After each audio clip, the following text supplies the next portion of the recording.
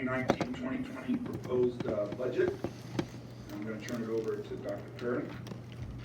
Right, this is information that was approved on May 6th as the proposed final budget. We do this each year just to provide information. June 17th is the action item for the final budget. Between now and then is when we'll make last minute adjustments to the budget based on changes in revenues or expenditures.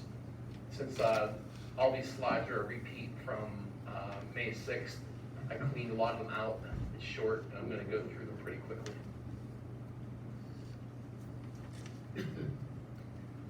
Total revenue increase 3.2, federal revenue 6.2, but of course that's the lowest portion, or the smallest portion of our overall budget. Next slide, Andrew. Thank you.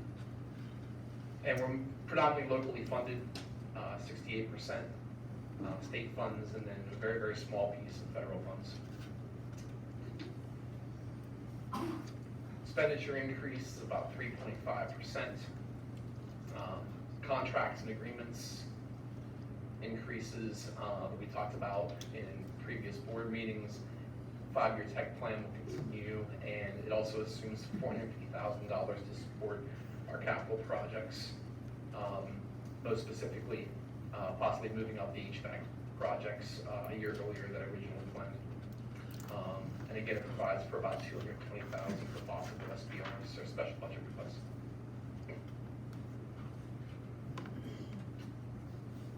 We're a people business, of course, people organization. So most of our budget is payroll and benefits. And that'd be pretty similar to every one of the 500 school districts across the state. Next. We have unassigned fund balance of about $12.9 million. The audit in December, 3.4 of that was utilized to balance the 18-19 final budget. It's a projected fund balance of a little over $9 million in June of 2019. And with this recommended budget, we bring it down to about 7.946%. That would leave approximately $5.3 million, which is in the 6 to 8% based on policy.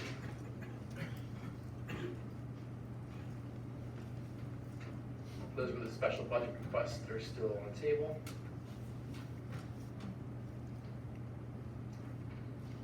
So it's a recommendation of a tax increase of 1.18%, which is about half of our index, or the ability for the district to raise taxes. So about half of that. Again, we're trying over years to keep the number consistent and lower to deal with that incrementally. And the recommendation is based on all of the items that you see on that slide. And again, that's been on the website for quite some time. Thanks. Example tax impacts for 1.18% for the average property owner, about $32.89 a year. So that, I think it breaks down to just around $2.74 or something like that a month. That's the Gettysburg tax history. Last year we were 0.86%. We started at about 1.2, and then prior to passing the final budget, made an adjustment based on some revenue information. And we'll look at the same information this year to see if there's any further savings there as well. So right now we're looking at a 1.18%. As I mentioned earlier, take one more look at the revenues and expenditures prior to the June 17th board meeting and make any adjustments to the recommendation as we adopt the final budget for 1920. Thanks, Andrew.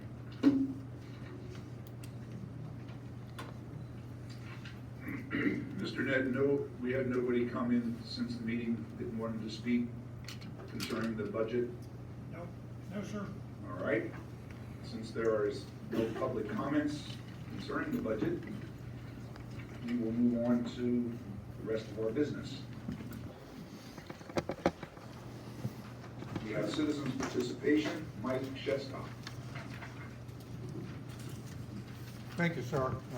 Appreciate the opportunity. I'm Mike Shestak. I live at 264 Baltimore Street in the borough.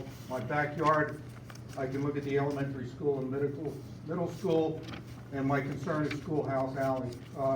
There's a couple of issues that I wanted to bring to your attention, and it's really a team effort between the citizens, you folks on the school board, the teachers, of course, parents, and most importantly, the future of America, the students.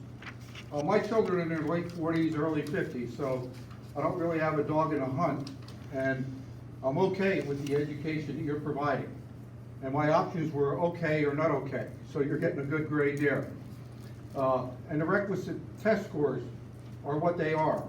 You know, I think the teachers, if you look at, you know, the tenure that we just had moments ago, 30 years is a long time, or 40 years, and I applaud that loudly. I know the teachers are given 110%. I'm not sure about the parents and the students, but you can lead a horse to water, I guess, and a pencil must be lead. However, I'm not pleased with the cost of this education. And by that I mean increased tax. I realize, and I've talked to, you know, Brad Hunt over the years, personnel costs are the big one, and it's the pension in Harrisburg, which began in the 80s. You inherited that. But some of these other costs, I get concerned on. You know, I have a question here on the slides that were just given. I don't know whether the increase in the handout says 1.2%, and Dr. Perrin, your one slide might have been 1.8%, but my eyesight isn't the best. But any dollar is important to me because I'm a senior citizen and I pay a lot of taxes. So any dollar's a good dollar to me. That reserve, you know, is pretty high to me, 7.9%. I used to rely on Bill Hewitt, okay, as my lookout for that.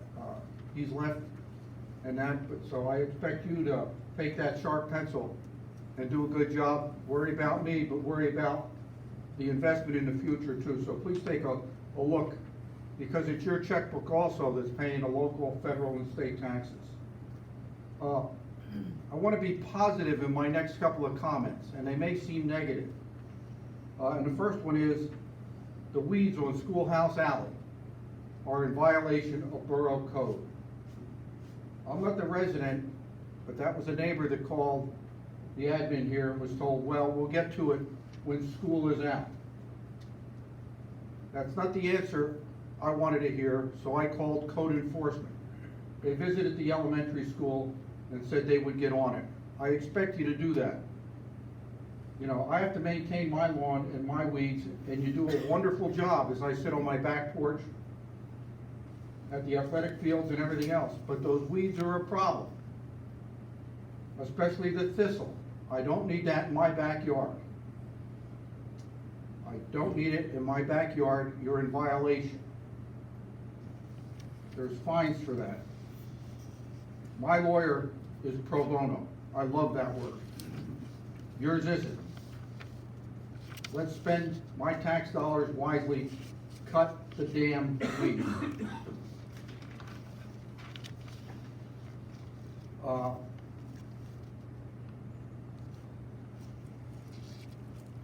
While I'm complaining, I guess, I've also talked to Mike Malawicki. You have GMA, which is General Municipal Authority in Gettysburg, and that worries about your sewer and water.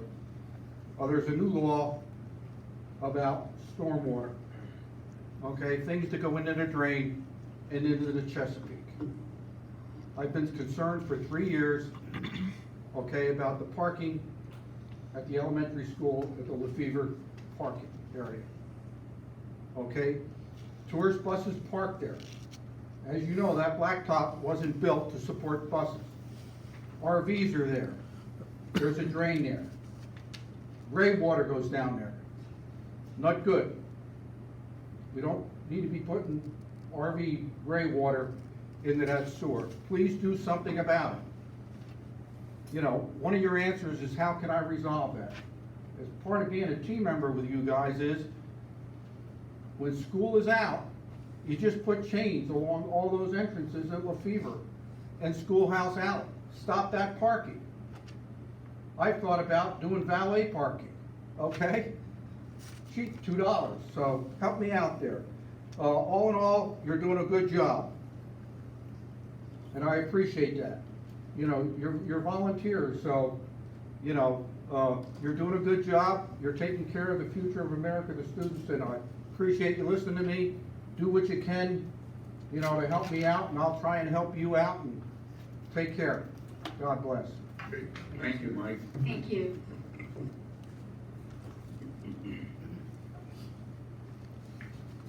Board committee reports.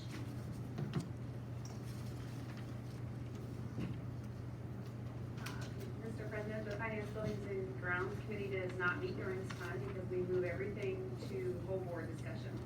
We have not met this month or plan to. There is nothing on legislative pending. Okay. Al? Just very quickly on policy, we're, again, as I said last time, we're moving at warp speed to get some of our older policies up to date, and I appreciate everybody's cooperation with that.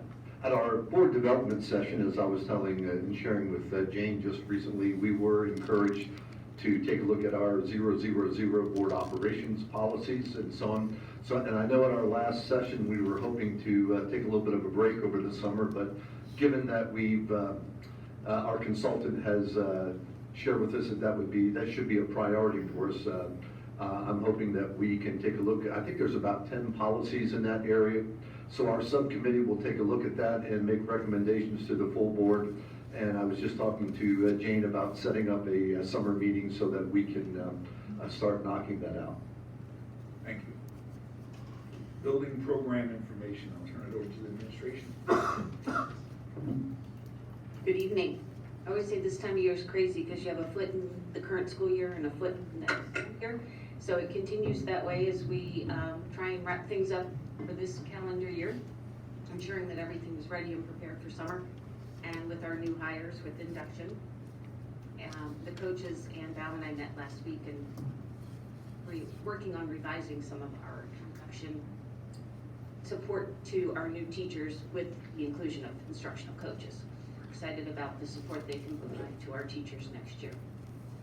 All summer academy sessions are online and most teachers at this point have registered for their sessions, and we look forward to all that starting on Thursday, the day after school gets out. Thank you.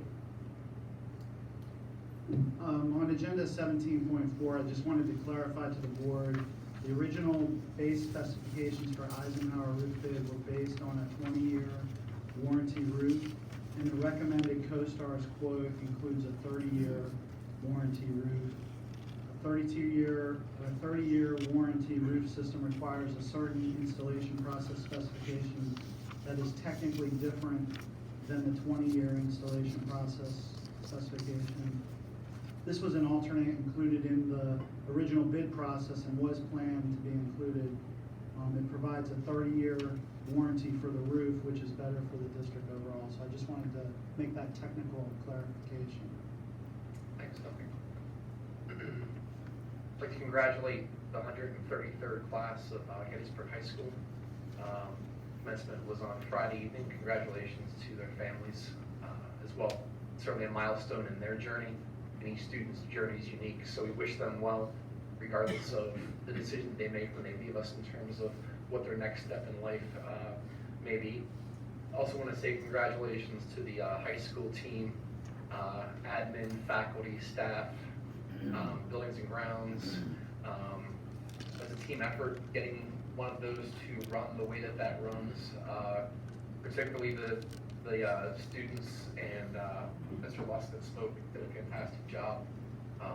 And I'm going to say congratulations kind of K-12 because the journey doesn't start in 9th grade, so thanks for all the work that's done as that journey starts in kindergarten and as they start to kind of find out what they're really, really good at, where their talent lies, where their passion lies, and try to find where those two things intersect so they can move on and try to do those things whenever they leave us. So, so congratulations and a thanks to everybody that worked on commencement.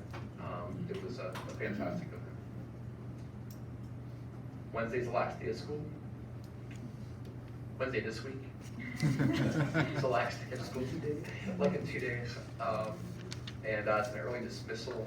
The secondary is at 11 and elementary is noon. Someone correct me if I'm wrong. We'll go with it. We're getting out now. So thanks, and looking forward to summer, and best wishes to all of our families for a safe and enjoyable summer, faculty and staff. Okay, thank you. All right, we're going to move on to our business items, starting with number 9, personnel, item 9.12, and including item 9.5. So moved. Discussion. I have a question. I'm sure it's got a very simple answer, but 9.2, why is this a temporary position at this point? That person is not tenured. Temporary professional indicates they have not obtained their tenure yet. Professional status is that they have obtained tenure at another district. Thank you. You're welcome. Any other questions or discussion? All right, hearing none. Start. Jim? Yes. Al? Yes? Sylvan? Yes. Kathleen? Yes. Carrie? Yes. Mike? Yes. Alice? Yes. Ken? Yes. And I vote yes. Next, we'll turn to number 10, curriculum and programs. It's an information item about the VITA renewal. And Dr. Kern, I'm going to turn it over to you for Sure. information. Just want to make a couple of comments. It's an information item tonight. It'll be back on the agenda on June 17th. So as you get a chance to kind of go through the packet of information that was fairly significant, you can certainly email me with any questions you might have between now and June 17th. So basically, VITA Charter School, their current 5-year charter ends at the end of November, this coming November. So they asked for a 5-year renewal, and at the same time asked for a amendment to their charter. So on the 17th, there would be 2 action items. One would be renewal of the 5-year charter, and then the other would be an amendment to their charter. Our team, the people listed on the front of that packet, have spent a significant amount of time going through information. I think it's probably as thorough as the district has done when it comes time to renew. So want to do our due diligence and also try to work with those schools if there are areas that need to be quote unquote cleaned up a little bit. We can work to kind of guide them in that direction. Been a pleasure working with Christine at VITA. They've hopefully she's able to remain there for a significant period of time. Very responsive, very conscientious, knows what needs to be done. There's a lot to do, and this is her first year there, so our team members want to thank her for being responsive to the requests for information and also for the conversations, along the way. So different parts of our group reviewed different pieces of information, and this is kind of where we are at this point. Both both Gettysburg and Hanover Public Schools charter VITA. So I've kept the superintendent of Hanover kind of up to speed on where we are with the renewal. So once we write language for June 17th, then we'll share it with them, and Hanover's plan is to do the votes and the approvals the same evening. So Hanover goes through a similar process that we're doing? Hanover let us kind of take it on and share the information with them. Back when we first started, John was comfortable having our group look into it. I do know that their assistant soup visited Vita and spoke with Christine as well. But they do have a copy of what you're looking at. I did share a copy with their superintendent, so everybody kind of knows what we're looking at. I was gonna say, I know that this is something that we're going to be discussing more at the following meeting and then concurrently voting upon. However, if we have read through some of this and have questions, is now an appropriate time to ask some? I'm sure you can ask questions. Okay, when I was reading through the legal issues at the end, so I suppose that's a question I can direct towards, Quade over there. The amendment for the charter with gifted education, there's a part here that's listed stating kind of this bill pending legislation in the House, and that would be a reason why maybe we are not, that it may not be the appropriate time to be accepting said amendment, but there isn't currently law in place for that. I'm curious what kind of the rationale is behind looking at a bill that is not been adopted yet, and maybe the time frame for that. I'm sorry if I misled. My only point was, this amendment, all right, put it in context. Yeah. Under their charter application in 2007, Vita laid out how they were going to handle gifted, both in child find and then how they were going to provide gifted education under Chapter 16. And there's been recently some guidance from PDE which indicates that charter schools are not required to provide child find in the gifted education area.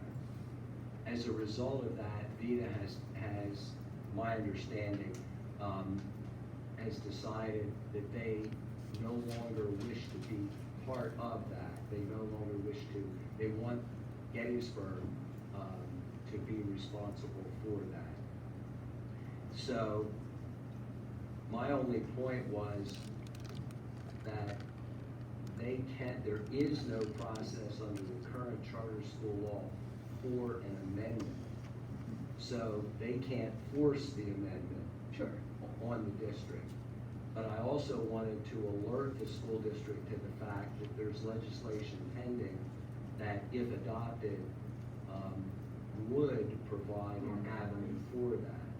And I wouldn't focus so much on the process as I would on the fact that it's right now, it's collaborative. It's something that we have to reach an agreement with them. Yeah, and that is why those two things would be separate at that meeting. Okay, thank you. And the other point is, Vita Charter School understandably has a whole series, or has several at least, policies which relate to how they're going to handle gifted. If they're not doing gifted, then they ought to be scrubbed. Revise the policies, yeah, okay. Actually, we have a host of questions, but we'll wait for another time. This was a lot of information. 3 quick ones. Was there a discussion with the school and us related to repairs of the roof and stuff? Did I read that somewhere? Or am I missing? We're repairing the roof because they lease from us. Okay. I knew I read something like that. And then I read through the report. Is it correct there hasn't been an audit of their finances independently done since 2014? The audit that we couldn't find history on is from the Auditor General's office. We haven't found anything from the Auditor General's office. And if I'm reading through that, there was also errors related to the financial statements that have been submitted. Has there not been? I would turn to Brian. There have been no audits from the Auditor General's office of the Commonwealth. That's according to their statement and according to our looking, and we can find no record. That's not anything that they have control over, that's the Auditor General's office. They have had annual independent audits, just like we have. Their accounting records have changed over time. So there are some differences in how things are reported. Nothing egregious, nothing that stood out as being, So when you're reading a report and it actually says egregious errors, that's from some other time? Because it actually says it in the report. There are some significant items that aren't, they're just simply classifications that have changed. Okay. So there's nothing in there, I wouldn't want people to think that they are misrepresenting their overall financial results. But one year they call it X and the next year it was called Y. Those types Right, and I'm not suggesting they are, I'm just going off of what Yeah. is in the report that's submitted here. And then the last thing is what oversight, what control do we have over the list of recommendations that this team has put forth to VITA to ensure that either they say, we're gonna do a few of these because we like them, or we're not gonna do anything?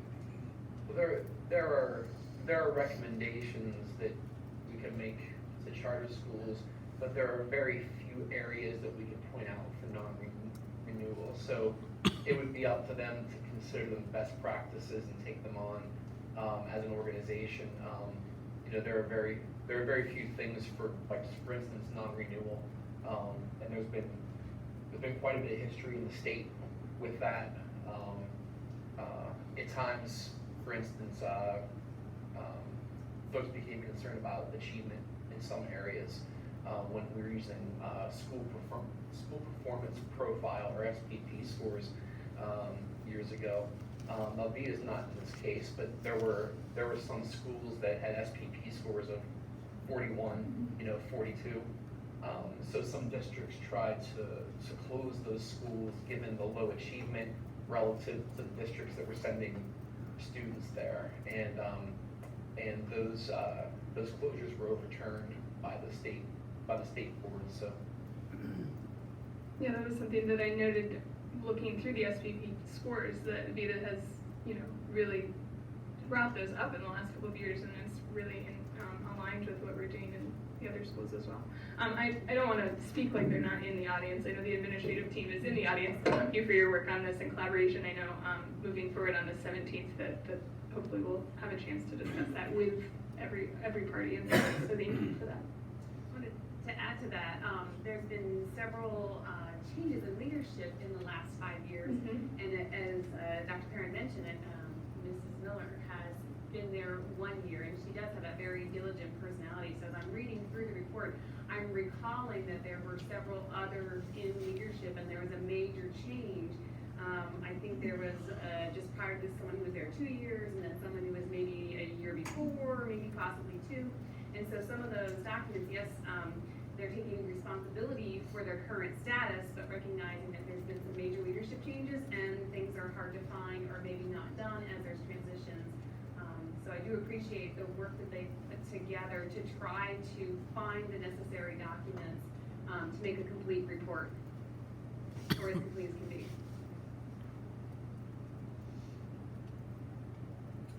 Good.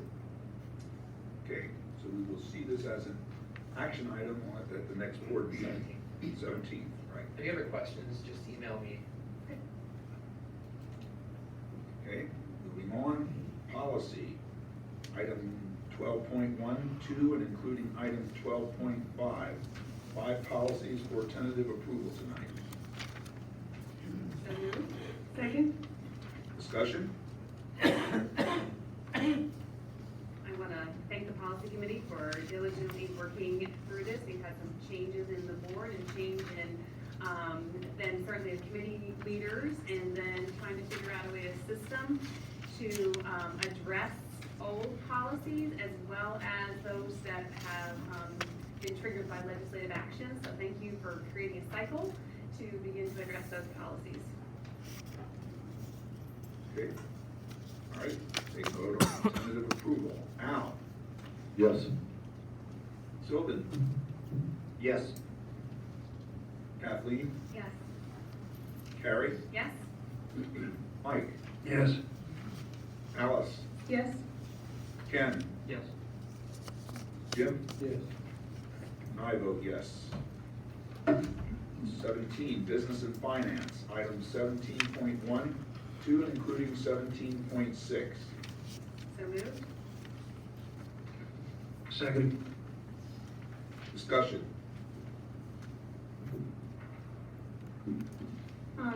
You're going through 17.6, but the last two are information items. Did I mess up? 17.1. Oh, you're right. I'm sorry, 17.4. So there's 4.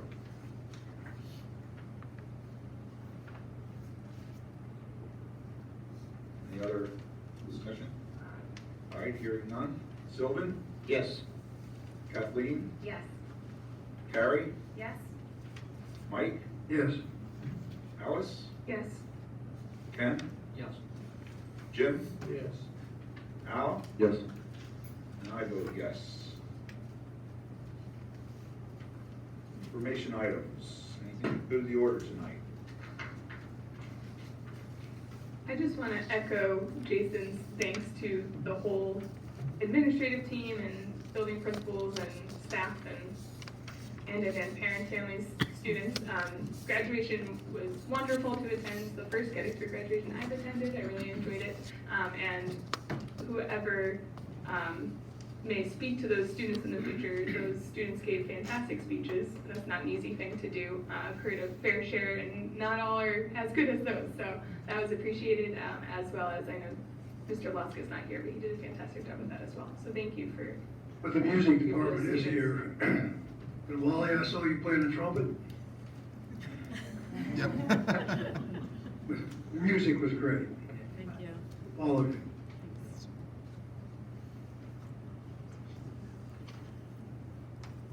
I'd like to take this opportunity to sort of take off on some of the things that Al had asked that we consider, and that would be that having sat here now for 4 months,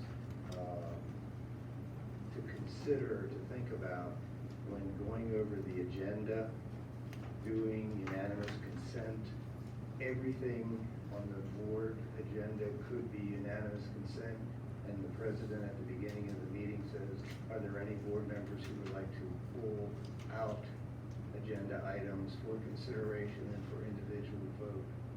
So you would go around, and if anybody has anything, or they would say, I would like to, this one, it moves the meeting along a lot quicker, but it also takes certain issues that might be more questionable, not only to each board member, but to the audience out there, so that they might hear a discussion on it.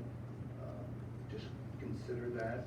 It doesn't really slow a meeting down, but it does give board members the opportunity to discuss an agenda item easier, because those are the ones that are pulled out, and everything else just gets unanimous consent. Thank you. I would agree with Sylvan, but I think right now, my understanding is Al spearheading a look at our board policies, and I welcome to see what that committee comes back with recommendations. And I think we could probably have a robust discussion on some of those changes or non-changes as we move forward, and make this not only more transparent, we'll have a better understanding instead of the last, I don't want to say it's the last minute, but at least we'll have an idea where each of us stand, and we can find some sort of compromise for the good of the order, okay, at the end of the day, because it really is the staff and the teachers that should be our priority. How we get there is debatable, but at the end of the day, that's the priority.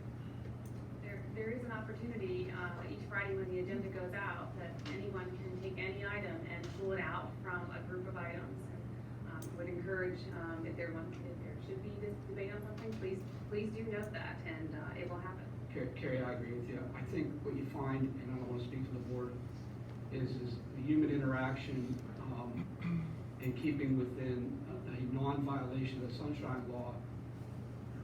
You get a better understanding of each person sitting here when you can have that discussion face to face openly, and not on email, because those are words and they can be often misconstrued or taken the wrong way.